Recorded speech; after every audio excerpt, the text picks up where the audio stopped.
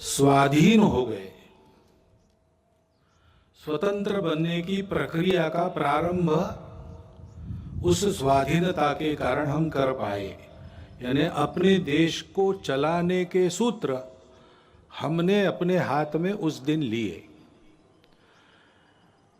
अब चलाते चलाते अपने देश को स्व के आधार पर एक तंत्र पर खड़ा करने की प्रक्रिया वो चल रही है।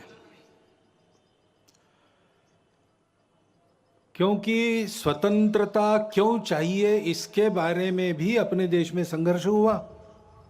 स्वतंत्रता के लिए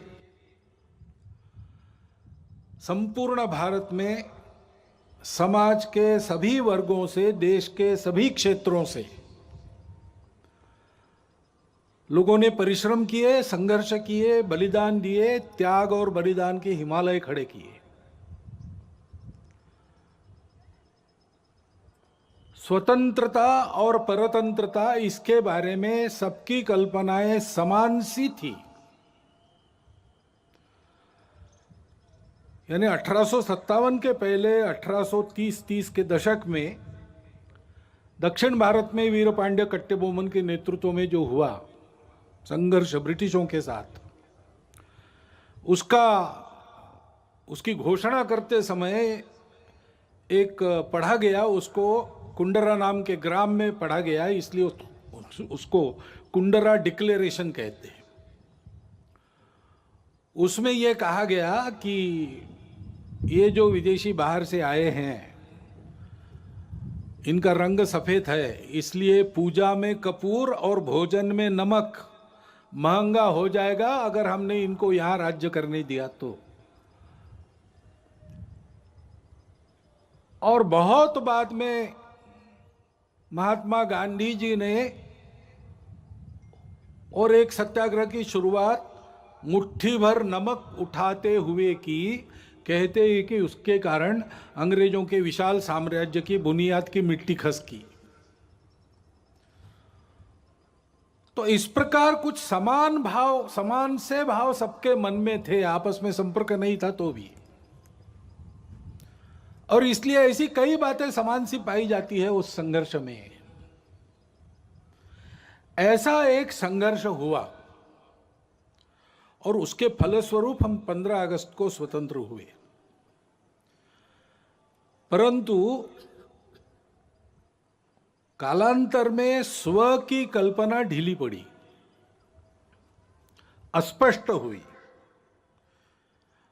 उसके कारण स्वतंत्र होना है यानी क्या होना है, अपना स्व क्या है ये पता नहीं। स्व का विस्मरण तो बहुत दिनों से चल रहा था और इसलिए स्व को भूल गए तो स्वजनों को भी भूल गए और अपने आपस में ही भेद इतने बड़े हो गए, उससे हम जर्जर हो गए। एक दूसरे को बराबरी से देखने के लिए तैयार नहीं, आपस में संघर्ष, पंथ, प्रांत, जाति, भाषा, सब प्रकार के भेद, जो विविधता थी उसकी चौड़ी खाइयां बन गई हमको बांटने वाली।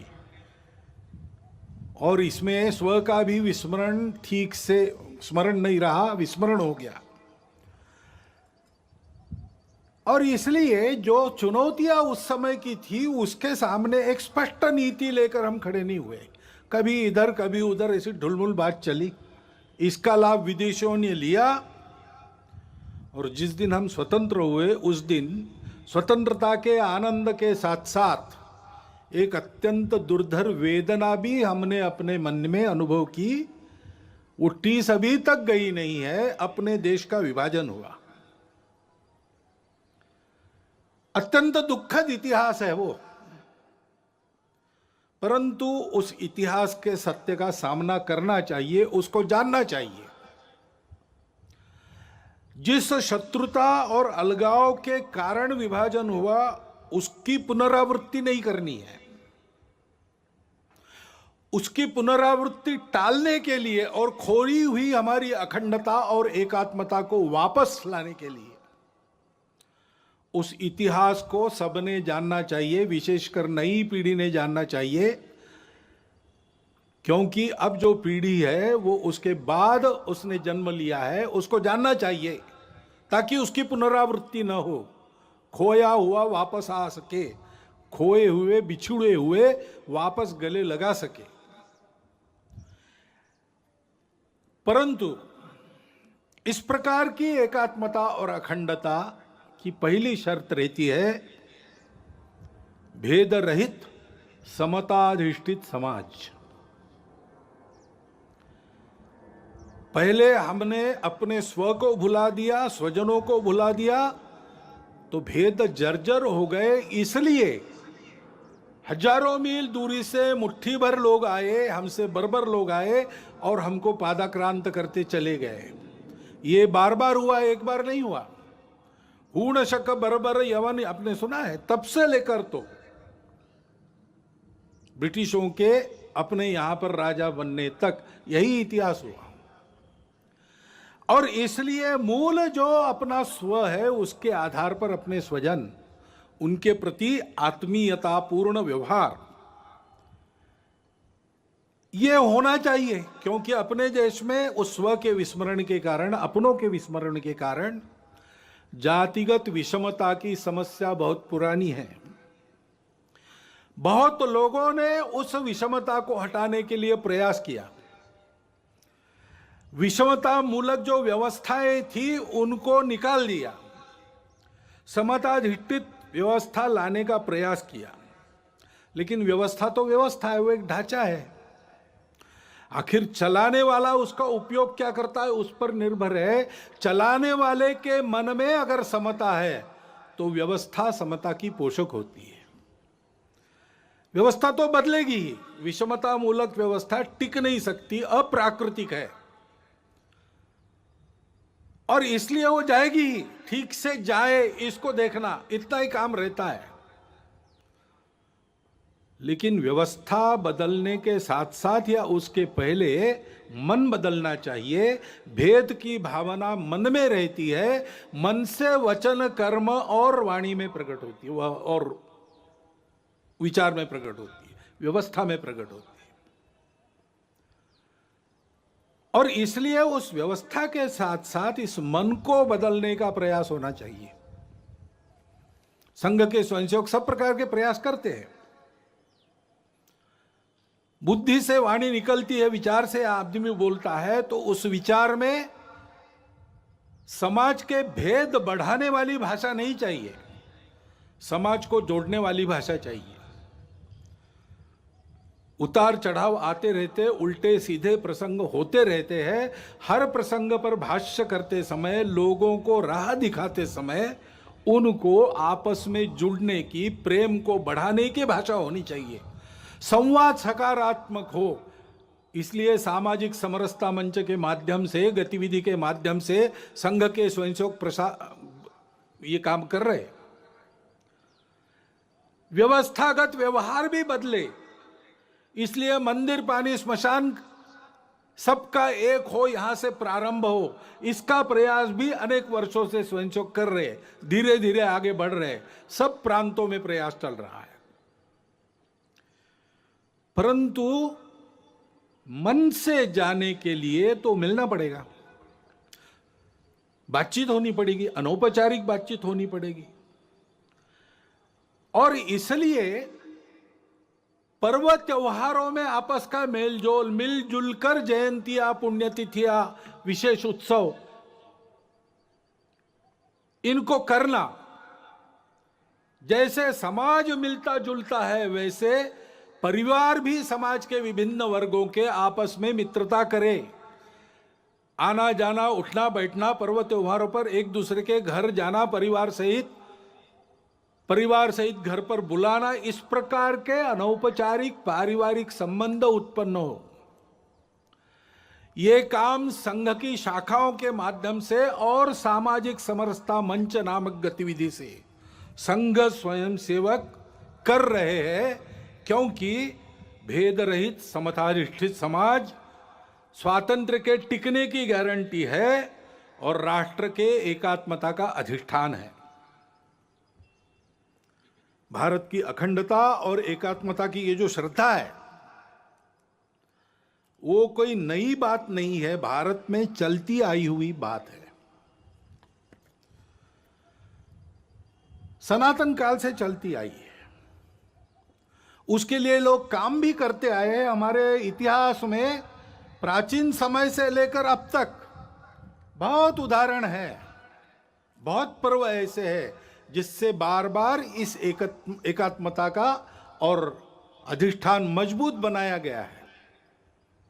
श्री गुरु तेग बहादुर जी महाराज का 400 सालावा प्रकाश वर्ष है। उनका बलिदान क्यों हुआ था? इसलिए हुआ था कि ये जो भारतवर्ष की चलती आई हुई एकात्मता की, प्रेम की, अखंडता की परंपरा है, उसका आधार तो यही है कि हम सब विविधताओं को स्वीकार करते, पूजा की भी विविधताओं को स्वीकार करते हैं। और उस समय देश में यह अत्याचार चल रहा था कि अपनी पूजा बदलो नहीं तो मरो। तो कश्मीर से लोग गुरु जी के पास आए, हाथ जोड़कर सुरक्षा के लिए विनती की। तेग बहादुर जी चले गए दिल्ली बादशाह के सामने और अपनी धर्म श्रद्धा का परिचय देते हुए उनका बलिदान हुआ। उन्होंने अपना सिर दे दिया, परंतु भारतवर्ष में इस प्रकार की पूजा की स्वतंत्रता बनी रहेगी, सबकी पूजा स्वीकार होगी, कोई एक दूसरे की पूजा पर जबरदस्ती नहीं कर सकता। यह जो अपने भारतवर्ष के संस्कृति का सार है उसको उन्होंने दिया नहीं, सिर दिया, सार नहीं दिया। इसलिए हिंद की चादर कहलाए। भारतवर्ष की स्वतंत्रता, भारतवर्ष की एकात्मता, अखंडता के लिए बलिदानों, मिनी वीरों की सनातन काल से जो आकाश गंगा यहां चली आ रही है, उस आकाश गंगा के वे सूर्य से थे। वह कल्पना हमारी समान सी है और प्राचीन काल से चलती आई है। स्वतंत्र जीवन कैसा होता है, स्वतंत्रता क्या है? सबके सुख की कल्पना है। मंत्र पुष्प में हम कहते हैं अपुत्रा पुत्रिण संतु पौत्रिणः अधना सधना संतु सर्वे संतु निरामया। सर्वत्र का भला, ऐसा कहते हैं। सबके सुख की कल्पना, किसी को नहीं छोड़ा, वसुधैव कुटुंबकम मानकर सब जिसमें सुखी हो और सबको एक साथ सुखी करने वाला, मनुष्य मात्र के तीनों पुरुषार्थ एक साथ साधने वाला, मनुष्य समूह सृष्टि को एक साथ सुखी कर सकने वाला, अर्थ कामों को नियंत्रण में रखकर मोक्ष की तरफ चलाने वाला, यह जो धर्म है उस धर्म का आविर्भाव अपने यहां हुआ। वो अध्यात्म आधारित है, अनुभूति आधारित है। हमारे स्वतंत्रता की वह आध्यात्मिक कल्पना है और इसलिए हम जानते हैं पसायदान में उस स्वतंत्र सुखी जीवन की कल्पना ज्ञानेश्वर महाराज ने की है। जे खड़ांची व्यंकटी सांडो तया सत्कर्मी रतिवाड़ो, भूता परस्परे पड़ो मैत्र जीवान से, दुरितान से तिमिर दावो विश्व स्वधर्म सूर्य पाओ, जो जे वांछील तोते लाहो प्राणी जाता। फिर से सबके सुख की कल्पना है, सबके कामना पूर्ति की कल्पना है, परंतु आधार क्या है? दुष्टों के बारे में भी ये कहा उनका टेढ़ापन जाए, उनकी अच्छे कामों में रुचि बढ़े, प्राणी मात्र में परस्पर सौहार्द, प्रेम, आत्मीयता का संबंध हो, सबके संकट दूर हो, सब अपने अपने स्वधर्म को अनुभूत करके चले, स्वधर्म पर चले, तब सबकी इच्छाएं पूरी होगी। प्राणी जात तो सुखी होंगे, जिनमें प्राण है वो सब सुखी होंगे, सुख दुख का अनुभव कर सकने वाले सब सुखी होंगे। रविन्द्रनाथ टैगोर ने बाद में कहा, कोई अलग बात नहीं की, चित्त जथा भय शून्य उच्च जथा शिर। जहां चित्त भय से शून्य हो, जहां हम गर्व से माथा ऊंचा करके चल सके, जहां ज्ञान मुक्त हो, जहां दिन रात विशाल वसुधा के खंडों में विभाजित कर छोटे और छोटे आंगन न बनाए जाते हों, संपूर्ण मानवता की एकता की कल्पना, जहां हर वाक्य हृदय की गहराई से निकलता हो, सत्य पर चलने की कल्पना, हर दिशा में कर्म के अजस्त्र नदी के स्रोत फूटते हो और निरंतर अबाधित बहते हो, निरंतर कर्मशीलता, ऐसा प्रयास करना, ये भी प्रयास चल रहे हैं। और तकनीकी के आधार पर नई नई बातें जो आ रही, वो और आग में घी डालने का काम कर रही। नियंत्रण नहीं है उसका। ओटीटी प्लेटफॉर्म्स है, उस पर कैसे कैसे चित्र आते हैं, क्या क्या आता है। अभी तो कोरोना में बालकों के हाथ में भी मोबाइल आ गया और ऑनलाइन तो देख ही रहे, और क्या देखते क्या नहीं इसका कोई नियंत्रण नहीं। और ओटीटी प्लेटफॉर्म पर क्या दिखाना, इसका भी कोई नियंत्रण नहीं। देश में तरह तरह के नशीले पदार्थ आते, उनकी आदतें बढ़ रही है। वो कैसे रोकी जाए, कैसा हो, पता नहीं। उच्च वर्ग से लेकर तो बिल्कुल आखिरी आदमी तक समाज के जितने भी स्तर है, सब में भयंकर व्यसन। और उस व्यापार से आने वाला पैसा किसके हाथ में जाता है, हम सबको पता है। देश विरोधी कार्यों में उसका उपयोग होता है। सीमा पार के देश उसको प्रोत्साहन करते हैं। ऐसी सारी बातें चल रही है और अनियंत्रित बातें भी बढ़ रही है। बिटकॉइन जैसी करेंसी है, किस राष्ट्र का, किस नियम का उस पर नियंत्रण है, मुझे नहीं पता। एक स्पर्धा खड़ी हो रही है। इन सब बातों को नियंत्रित करना, समाज के हित में चलाना, ड्रग्स जैसे व्यसनों का पूर्ण निराश हो, इसका प्रयास करना, यह शासन को करना चाहिए, करना पड़ेगा। परंतु शासन तो अपना काम आज नहीं कल करेगा, करने का प्रयास कर भी रहा है। वो यशस्वी आज न कल होगा, परंतु तब तक के लिए इसका बचने का क्या, और बाद में भी बचने की क्या बात है, कैसे होगा। तो अपने यहां पर एक वाक्य सर्वत्र लिखा मिलता है, मन का ब्रेक उत्तम ब्रेक। समाज का मन तैयार होना चाहिए, नई पीढ़ी का मन तैयार होना चाहिए। बालकों का, शिशुओं का मन घर में तैयार होता है। नव तरुण होने के बाद जब दुनिया में जाता है और दुनिया के आगे खड़ा होता है, तो उस व्यक्ति को क्या लेना, क्या नहीं लेना, क्या ठीक है, क्या गलत है, इसका विवेक जो मिलता है वो घर से तैयार होके मिलता है। माता पिता के आचरण के उदाहरण से मिलता है। घर में जो अपनी कुलरीतियां, पद्धतियां चलती है, उसके संस्कारों से मिलता है। उनको ठीक करने से बहुत सारी बात बिना शासन के भी हम कर पाएंगे। और इसलिए कुटुंब प्रबोधन की गतिविधि हमारे स्वयंसेवक चलाते हैं। सप्ताह में एक बार कुटुंब के लोग बैठते और आपस में संवाद करते, मुक्त चर्चा करते। स्वभाषा स्वभूषा, अपना भजन भवन भ्रमण भोजन किस प्रकार से चलता है, कम से कम अपने घर की चौखट के अंदर हम लोग अपने स्व के आधार पर आचरण करते कि नहीं। लोक स्वास्थ्य का, पब्लिक हेल्थ का विषय है, उस पर भी हमको बहुत तरीके से आगे जाना पड़ेगा, क्योंकि उसमें शासन को भी बहुत कुछ करना पड़ता है, समाज को भी बहुत कुछ करना पड़ता है। अपने घर की और स्वयं की स्वच्छता तो हम देख लेंगे, अपने मोहल्ले की स्वच्छता पर भी ध्यान देना पड़ेगा। सार्वजनिक स्थानों पर स्वच्छता बरतने की आदत लगानी पड़ेगी।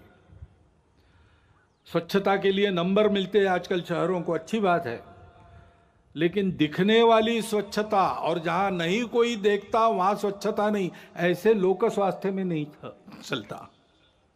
बीमारी हवा से भी आती है। और इसलिए लोक स्वास्थ्य के नियमों का ध्यान रखना और जीवन शैली मुख्यतः ठीक करना। प्राकृतिक जीवन शैली चाहिए, जितनी प्रकृति के पास रहेगी उतना हम स्वस्थ रहेंगे। पर्यावरण के साथ मेल खाने वाली जीवन चाहिए। हम बेतहाशा रासायनिक खेती का प्रयोग करेंगे तो कैंसर तो बढ़ेगा ही। हम अगर हर जगह प्लास्टिक से प्रदूषण लाएंगे तो हम जिस जिस सांस से हवा भरते हैं वो सांस अपनी विषैली हो जाएगी। और इसलिए हमारे यहां पानी का उपयोग ठीक से करना, नाप तोल कर करना। पानी सबके लिए आवश्यक है, लेकिन अगर हम पानी को अमर्यादित खर्चा करने लगे तो सबको पानी नहीं मिलेगा। और सब सुखी होंगे तभी हम सुखी होंगे, नहीं तो नहीं होंगे।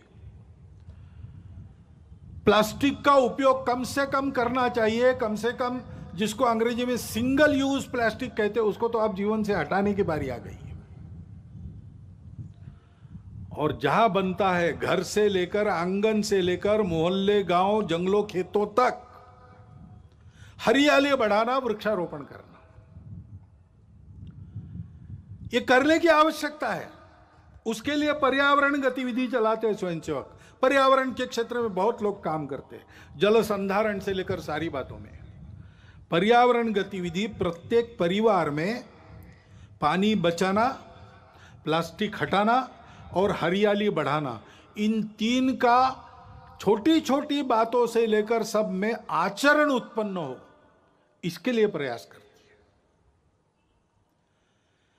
क्योंकि ये ऐसी जो पर्यावरण की शैली है वो स्वास्थ्य को भी ठीक करती है और खर्चा भी बचाती है। कोरोना काल में जितने विवाह हुए कितने सस्ते में हुए। हमारे ध्यान में कई बातें आ गई कि हम जो खर्चा करते हैं वो कितना खर्चा फालतू होता है, इससे कम में हम जी सकते हैं। जो मिलता है उसमें अपने घर गृहस्थी को रोटी, कपड़ा, मकान, स्वास्थ्य, शिक्षा, अतिथि सत्कार, ऐसी न्यूनतम आवश्यकताओं को ठीक से पूर्ण कर सकते हैं। अब कोरोना जाएगा, जाने को है। अपनी सुधरी हुई आदत को फिर से नहीं बिगाड़ना, इसका हमको ध्यान देना पड़ेगा। और इसलिए पर्यावरण के साथ स्वास्थ्य को साधते हुए हमको यह भी प्रयास करना पड़ेगा कि सब प्रकार की पैथियों को मान्यता देते हुए अपने अपने पैथी का अहंकार, अभिमान तो रहना चाहिए, गौरव तो रहना चाहिए, अहंकार नहीं होना चाहिए। कुछ बीमारियों को कुछ पैथी में इलाज है, किसी में नहीं है। हर एक चिकित्सा पद्धति का अपना अपना तत्वज्ञान है। मतभेद हो सकते हैं लेकिन विरोध नहीं होना चाहिए। सभी चिकित्सा पद्धतियों का समन्वय करते हुए सबको सुलभ हो सके ऐसी चिकित्सा हम दे सकते, क्योंकि कुछ पद्धतियों में इलाज महंगे हो जाते, उसका इलाज नहीं। कुछ पद्धतियों में वही इलाज बहुत सस्ता हो जाता है उसी बीमारी का, और गुण भी मिलता है। तो इसलिए सभी पद्धतियों का समन्वय करते हुए कैसे आगे बढ़ेंगे, और सबको एकदम बहुत गंभीर चिकित्साओं का सामना नहीं करना पड़ता। छोटी मोटी रोज की बीमारियां होती है तो प्राथमिक चिकित्सा अपने गांव में ही उपलब्ध रहे, उसमें डॉक्टर वैद्य भी हो, और अंग्रेजी में कहते हैं बेयरफुट डॉक्टर्स, आरोग्य रक्षक, ऐसी भी कोई व्यवस्था बने। थोड़ी अधिक चिकित्सा करनी है तो जिला केंद्र पर सबके लिए उपलब्ध रहे, और बहुत उच्च स्तरीय, बहुत गंभीर चिकित्सा अगर आवश्यक है तो एक एक विभाग केंद्र पर, कमिश्नरी के केंद्र पर या बड़े कस्बों में उसकी व्यवस्था उपलब्ध रहे। इस प्रकार का एक तंत्र खड़ा करना पड़ेगा। ऐसा समग्र स्व के आधार पर सोचते हैं तो सबको सुलभ और सस्ती चिकित्सा का प्रबंध अपने देश में हो सकता है। वही बात आर्थिक मामलों की है। हम जानते हैं विश्व में जो प्रचलित अर्थव्यवस्था है उसके कारण कई समस्याएं भी खड़ी है, और समस्याओं का उत्तर उस व्यवस्था के पास नहीं है। सभी देशों में उसका पुनर्विचार चल रहा है। बहुत उत्साह से जिन बातों की उद्घोषणा आर्थिक जगत पहले करता था, आज उसने वो करना बंद कर दिया है, अंतर्मुख होकर विचार कर रहा है। तीसरा रास्ता कौन सा है? तीसरा रास्ता हम दे सकते हैं। हमारे परंपरागत आर्थिक चिंतन की जो दृष्टि है वो पूर्ण है, अधूरी नहीं है। हमने उस स्व के आधार पर ये चिंतन किया है। एक शाश्वत सत्य हम पहले बताते हैं कि भाई अर्थशास्त्र क्यों है? मनुष्य की कामना पूर्ति के लिए साधन उपलब्ध कराने का शास्त्र, ऐसा वो मानते हैं।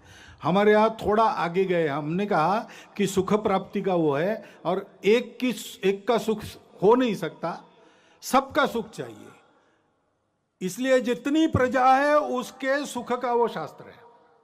जिन्होंने जन्म लिया है वो सब सुख को प्राप्त हो तो सभी सुखी होंगे। और ये सुख कहां मिलता है? सुख बाहर नहीं है, सुख अंदर है। और इसलिए अंदर के सुख को प्राप्त करेंगे तो बाहर की वस्तुओं से हम पर्याप्त सुख ले सकते हैं, अपने अंदर ही है वो। लेकिन उसके लिए बाहर की वस्तुएं पर्याप्त हो सकती है, नहीं तो सिद्धांत तो प्रचलित सिद्धांत कहता है means are limited, ends are endless. हमारे यहां इस सत्य को मान्य करके कहा है कि ऐसी अवस्था में अगर उपभोग करना है तो संयम आवश्यक है, क्योंकि सुख उसमें नहीं है, वस्तु में सुख हमारे अंदर है। तो बांटकर खाओ, उस सुख के पीछे बहते मत जाओ, सुख पर तुम्हारा नियंत्रण चाहिए। और इसलिए संयम पूर्ण उपभोग, न्यूनतम आवश्यक जितना है उतना उपभोग, क्योंकि यह सब हमारा नहीं, मेरी अपनी प्रॉपर्टी नहीं है। इस पर मालकियत किसकी है? किसी की नहीं। ईशावास्यमिदं सर्वम, भगवान का बनाया है, भगवान का है। उसने उसका यथोचित उपयोग जिसके लिए रखा है वो लेगा। सबका होने के बाद बचेगा, उसमें मैं अपने को चलाऊंगा। तेन त्यक्तेन भुंजित। मनुष्य प्राकृतिक और मानव निर्मित धन का स्वामी नहीं है, विश्वस्त है। उसको दो हाथों से कमाना है, लेकिन उसके आधार पर सारी सृष्टि को चलाना है, 1000 हाथों से बांटना है। इस दृष्टि के आधार पर अपने यहां का आर्थिक विचार खड़ा है, वो एकांतिक नहीं है, उसमें नहीं है। उसमें मनुष्य को सृष्टि के अंग के नाते देखा गया है। सृष्टि का मालिक नहीं, कॉन्करर नहीं, कॉन्करिंग द नेचर गलत बात है, नर्चरिंग द नेचर। सृष्टि से जितना चाहिए उतना लेना और दाम दुगना वापस करना, गिविंग बैक। इस आधार पर हमारा अर्थ विचार खड़ा है। और इसलिए वो एकांगी नहीं है, वो सब जगह परिवार की कल्पना करता है। कृषि श्रेष्ठ है कि उद्योग श्रेष्ठ है कि व्यापार श्रेष्ठ है? अरे भाई, तीनों अपने अपने जगह श्रेष्ठ है, तीनों को मिलकर चलना चाहिए। उद्योग चलेगा मालिक के लिए चलेगा कि मजदूर के लिए?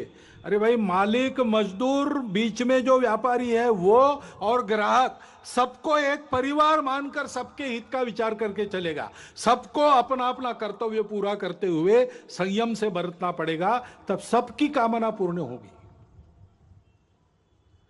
इस प्रकार के आर्थिक विचार के आधार पर आज के देशकाल परिस्थिति में क्या सुसंगत हो सकता है? हमारा प्रदीर्घ जीवन रहा है, उस प्रदीर्घ जीवन में हमने भी पुरुषार्थ किया है, और ईस्वी सन 1 से लेकर तो 17वीं सदी तक हम दुनिया के सर्वसमर्थ आर्थिक देश थे।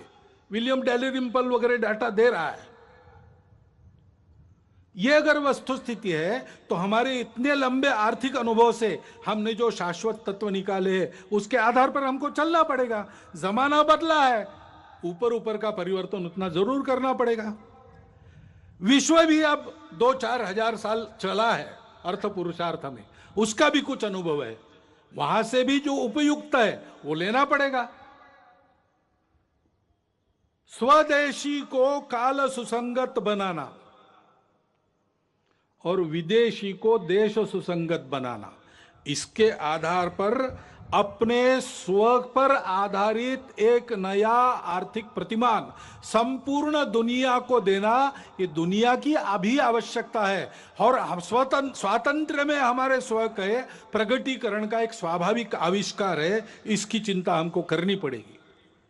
और ये बात जब सोचते हैं तो एक सब लोग आजकल कहते हैं, पहले इतना नहीं कहते थे, आजकल कहते हैं, वो कहते हैं ये जनसंख्या क्या क्या करेंगे, बढ़ती जा रही है। तो जनसंख्या नीति तो होनी चाहिए। अपने यहां विचार हुआ है? एक परिवार में 2.1 ऐसा कहा है ना, 2 बालक रहे, ऐसा विद्वानों ने मिलकर निश्चित किया, सरकार ने उसको स्वीकार किया, ये सब हुआ है। लेकिन हमको लगता है कि एक बार फिर विचार कर लेना चाहिए,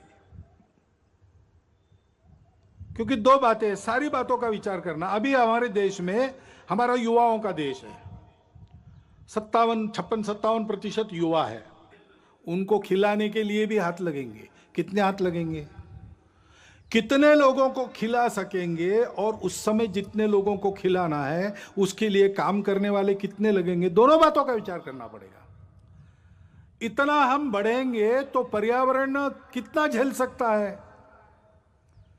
हमारी माताएं उस दृष्टि से कितनी सक्षम है, उनको खुद के पैरों पर खड़ा रखने का सामर्थ्य, उनका सशक्तिकरण कितना हुआ है, वो कितनी प्रबुद्ध है, हम उनको कैसा ऐसा बना सकते।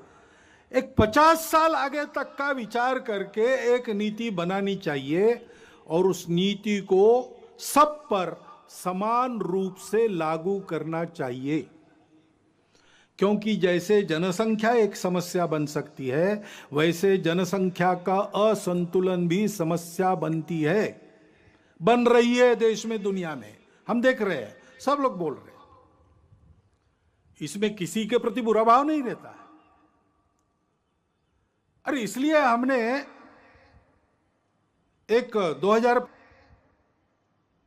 2015 में ही प्रस्ताव पास किया इसके बारे में।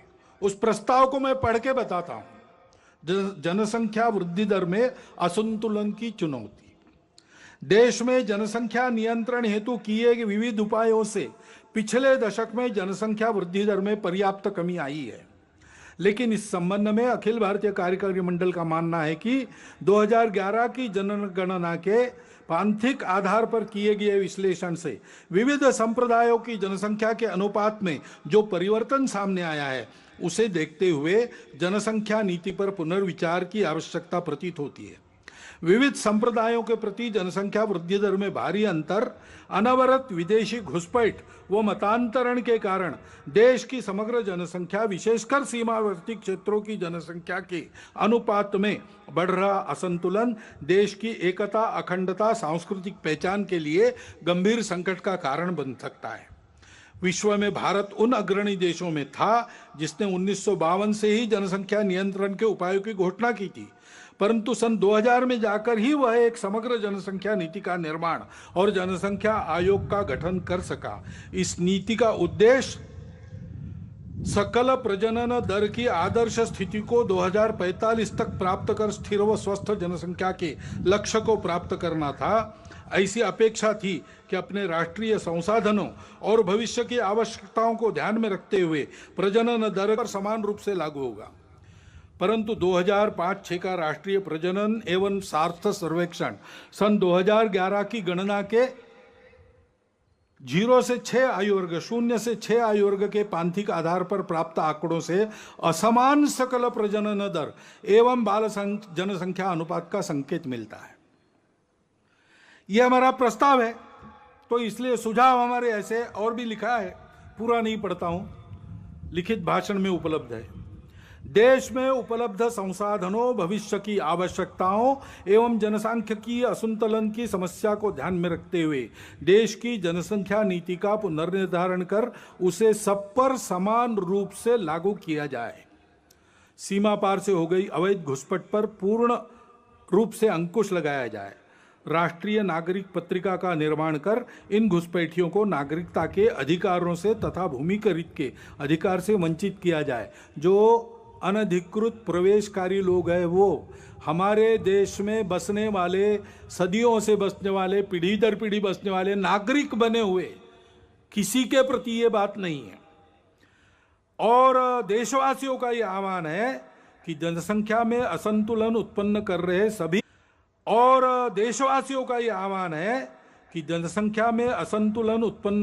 सभी कारणों की पहचान करते हुए जन जागरण द्वारा देश को जनसांख्यिकीय असंतुलन से बचाने की सभी विधि सम्मत प्रयास करें। कैरो में एक परिषद हुई थी राष्ट्रों की, उसमें सबके साथ अपने देश का जो अधिकृत संकल्प है डॉक्टर मनमोहन सिंह उस समय प्रधानमंत्री थे, उस संकल्प के बाहर इसमें कुछ भी नहीं है, सब उसके मर्यादा के अंदर है।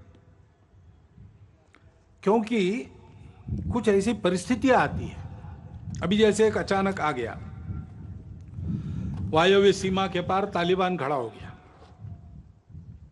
अब तालिबान का पूर्व चरित्र क्या है हम सब जानते हैं, और उसकी जो बातें हो रही है वो दो प्रकार की हो रही है।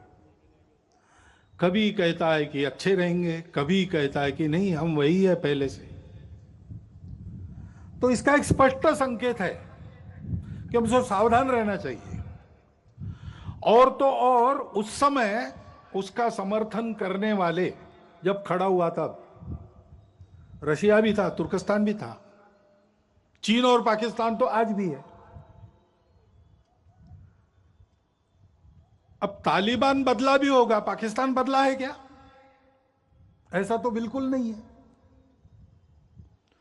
चीन का इरादा भारत के बारे में बदला है क्या? ऐसा तो बिल्कुल नहीं है। और इसलिए यह मानते हुए भी हृदय परिवर्तन हो सकता है, बुरा से बुरा आदमी भी बदल सकता है, बातचीत से संवाद से बातें हल होती है, प्रेम से अहिंसा से मामला ठीक हो सकता है, इसको मानना चाहिए, इसके प्रयास भी जारी रखने चाहिए, लेकिन अपनी सावधानी अपनी तैयारी को पूर्ण रखते हुए हमारी सीमा सुरक्षा और अधिक चाक चौबंद होने की आवश्यकता है। जहां बार बार आक्रमण होते वहां तो ठीक ही है, लेकिन जहां नहीं होते ऐसा हम कहते हैं, लेकिन चोरी छुपे होते रहते हैं। सागरी सीमा है, हमारे सागरी प्रदेश में जो टापू है, देश के अंदर की बातें हैं, इन सबको बहुत अच्छा करना चाहिए। इंटरनेट के उपयोग के कारण अब साइबर सिक्योरिटी का भी प्रश्न खड़ा हो गया है, उसके मामले में हमको बहुत आगे जाना पड़ेगा, हम जाएंगे। और ऐसी बातों का परिणाम अंदर उपद्रवी लोगों के मनोबल पर न हुआ तो भी वो कुछ न कर सके, ऐसा हमको ठीक रखना पड़ेगा। अभी अभी जम्मू कश्मीर में होकर आया, वहां सामान्य जनता को 370 हटने के अच्छे लाभ मिल रहे हैं, उसको तो मानते हैं, लेकिन और आगे बढ़ते हुए उनका देश के साथ सात्मीकरण हो, इसके प्रयास बढ़ाने की आवश्यकता है। मन से एक होना चाहिए।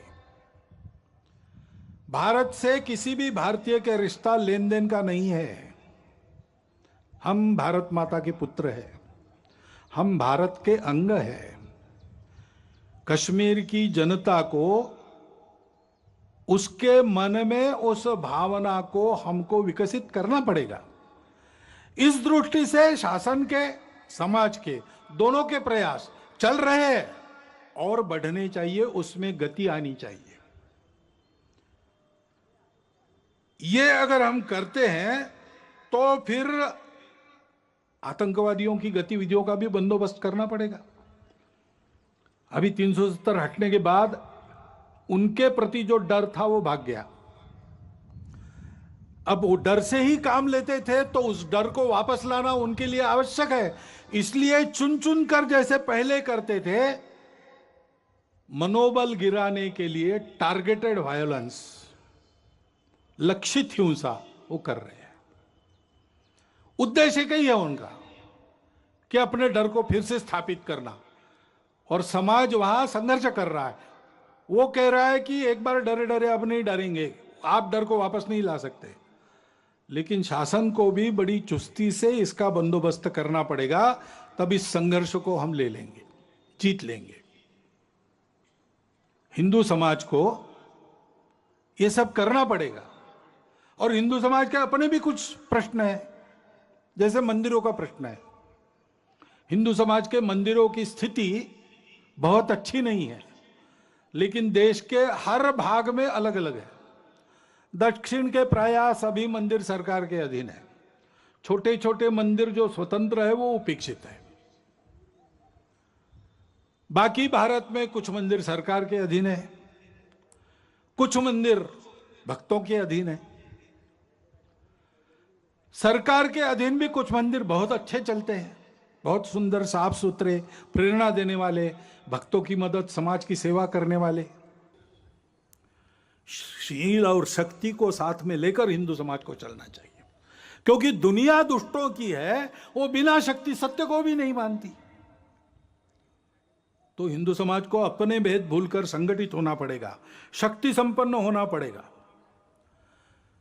सबको समझना पड़ेगा कि इस अर्थ में हम सब हिंदू हैं। इसको समझा, इसलिए तो हमारे इतिहास में राणा सांगा के साथ अकबर से लड़े, बाबर से लड़े, हसन खां मेवाती हो गए। राणा प्रताप के साथ अकबर को टक्कर देने वाले हकीम खां सूरी हो गए। खुदा बख्श और गौस खां जो अंतिम सांस कर झांसी की रानी और उसके वंशजों के साथ रहे, वो हो गए। पंडित राम प्रसाद बिस्मिल जी के जिगरजान दोस्त अशफाक उल्ला खान जैसे क्रांतिकारी उसी ने हमको दिए। बारामुल्ला में कबाइलियों के आक्रमण के आगे देश के एकात्मता को किसी प्रकार से समझौते में न लाते हुए अपना बलिदान करने वाले मकबूल शेरवानी भी उसी के कारण हुए। अपने सेना के वीर जवानों में ब्रिगेडियर उस्मान से लेकर हवालदार अब्दुल हमीद जैसे वीर इसी के कारण हुए। इतिहास है, कभी इस्लाम आक्रामक के नाते आया, उनसे हमारा नाता नहीं है। आज हमको मुसलमान रहना भी है, हम रह सकते हैं, अपना देश उदार है। हमारे आदर्श ऐसे मुसलमान होंगे जो देश के प्रति न्यौछावर हो गए। हमारा जीवन वैसा बनना चाहिए। हिंदू समाज अपने आप को संगठित शक्ति संपन्न बनाकर इस अपनत्व की भाषा से लोगों को समझाता है, तो अपने देश में लोग समझ जाएंगे कि आतंक, कट्टरता, द्वेष और स्वार्थ के समय में दुनिया में कोई नहीं है जो इससे तारेगा। केवल वह हिंदू समाज है वो जो सबको स्वीकार करता है, और वो शक्ति संपन्न है, वो इस दायित्व का निर्वाह कर सकता है। यह भारतीय संस्कृति सबको दे सकता है, उसमें वह बल खड़ा हो गया है। इस बल को खड़ा करना अपना काम है। इतिहास की घटनाओं को विद्वेष के लिए नहीं स्मरण करना है, उससे सबक लेकर यह न बढ़े विद्वेष, इसके लिए सुनना है। जन्मेजय ने व्यास जी को, सर्पयज्ञ उसका जब खंडित हुआ, तब यही कहा कि हमने सुना कि हमारे जो पूर्वज थे कौरव और पांडव, उनमें बड़ा भयंकर संहारकारी युद्ध हुआ। ये कैसे हुआ? ये आपस में शत्रुता क्यों बढ़ी? दोनों तो भाई भाई थे और दोनों तरफ अच्छे अच्छे लोग थे, कर्तृत्व संपन्न लोग थे। कौन सी ऐसी खटास थी जो दूर नहीं हो सकी?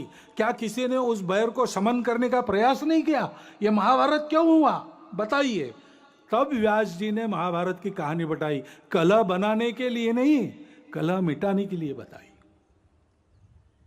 भारत के साथ संपूर्ण मानवता की परस्पर आत्मीयता सदा के लिए अभिन्न रूप से जुड़ी है। उस भारत को, उस परंपरा को, संस्कृति को, समाज को सर्वांग सुंदर रूप से सबल होकर खड़ा होना पड़ेगा। हम सबको हिंदू के नाते व्यक्तिगत स्तर पर बल, साहस, तितिक्षा, धैर्य, ओज, शारीरिक, मानसिक, बौद्धिक, तीनों प्रकार का, इसकी साधना करनी होगी। समाज के नाते सारी बातों का उपाय करने के लिए सामूहिक कार्य करने का अभ्यास करना होगा। सामूहिकता से चलने की स्वभाव में आदत डालनी पड़ेगी। यह बल किसी की विरोध और प्रतिक्रिया में नहीं है। हमारी फूट के चलते हमको तोड़कर अपने स्वार्थ के उल्लू सीधा करने के लिए सब लोग ताक पर है। इसको समझते हुए, और ये हमारा स्वभाव होना चाहिए हिंदू के नाते, संगठित रहना, बल संपन्न रहना, संपूर्ण मानवता के लिए अपने बल का उपयोग करना। ये कर्तव्य निर्वाह करने के लिए ऐसे हिंदू समाज को खड़ा होना पड़ेगा, क्योंकि जागरूक, संगठित, बल संपन्न और सक्रिय हिंदू समाज ही सब समस्याओं का समाधान है। यही काम तो हम करते हैं। भारत के ओर से, भारत की जो प्रगति है उससे विकास की अपेक्षा भारतीयों की जैसी भारत से है, वैसे संपूर्ण विश्व की अपेक्षा है। एक नई राह दिखाने की। उसके लिए भारत को तैयार करना, अपनी विविधता को अपनी एकता का श्रृंगार बनाकर बल के साथ सब प्रकार के जीवन का उत्तम उदाहरण बनकर दुनिया में खड़ा, संपूर्ण देश को प्रेम से पुकारता ललकारता हुआ, अपनी छत्र छाया में अधिक अच्छे मनुष्य बनकर सृष्टि के साथ कल्याण की राह पर अग्रसर करने वाला विश्व गुरु भारत हमको खड़ा करना है। संघ के स्वयंसेवकों की अपेक्षा इसके लिए है, और आप सब समाज के लोगों का योगदान भी उसमें संघ चाहता है। इस यज्ञ में आपकी भी सबकी संविदा पड़े, सारा समाज इसके लिए अग्रसर हो तो भारत का भाग्य बदल जाएगा। वो भाग्य बदलना है, वो भारत की आवश्यकता है, वो समय की, विश्व की आवश्यकता है। और इसलिए भ्रांति जनमन की हटाते, क्रांति का संगीत गाते, एक के दशलक्ष होकर कोटियों को है बुलाते, इस पद्धति से हमको आगे बढ़ना है। क्योंकि तुष्ट माँ होगी तभी तो विश्व में सम्मान पाकर बढ़ रहे हैं चरण अगणित, बस इसी धुन में निरंतर। भारत माता की जय।